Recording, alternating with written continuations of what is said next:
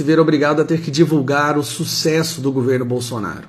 E a Rede Globo está passando por um momento de grande apreensão. Afinal de contas, recentemente o Bolsonaro deu um parecer que, se depender dele, a concessão da Rede Globo, né, do Grupo Globo, não será renovada. Então a Globo deixaria de existir, o que seria uma tragédia para a esquerda e muito bom para o povo brasileiro.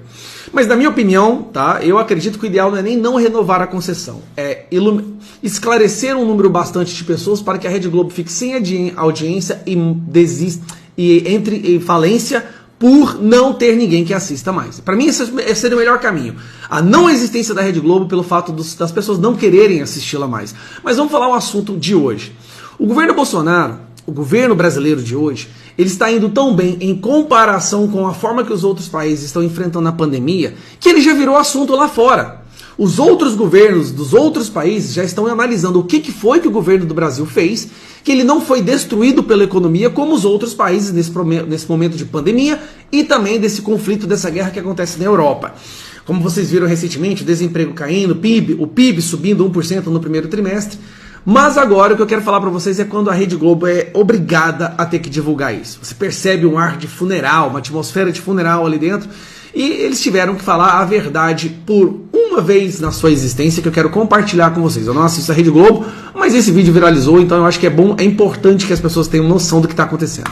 As contas da União, dos estados, municípios e das empresas estatais fecharam abril com um saldo positivo de quase 39 bilhões de reais, sem levar em conta o pagamento dos juros da dívida pública. É o melhor superávit primário para o mês desde o começo da série histórica. Sabe o que é o começo da série histórica? É desde quando eles começaram a mensurar e registrar isso daí. É como se fosse da história. É o melhor superávit da história. Em dezembro de 2001. De acordo com o Banco Central, apenas as estatais registraram resultado negativo. No acumulado do ano, o superávit é de 148 bilhões e meio de reais. A taxa de desemprego no Brasil caiu para 10,5% de fevereiro a abril.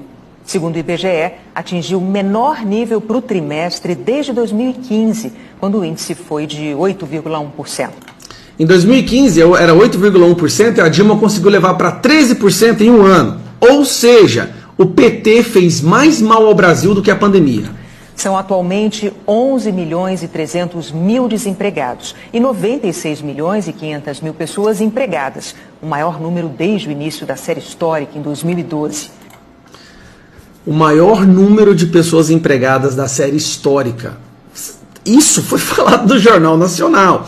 Eu acho que o Jornal Nacional, como ele está perdendo muita audiência, ele se vê obrigado de vez em quando a ter que falar um pouco de verdade para ver se consegue recuperar um pouquinho dessa audiência que eles perderam. Afinal de contas, eles tiveram a pior audiência do primeiro quadrimestre, né, da história, da existência da Rede Globo. Isso é muito bom, é o povo brasileiro acordando, as pessoas buscando informações. Quai, seu app de vídeos curtos.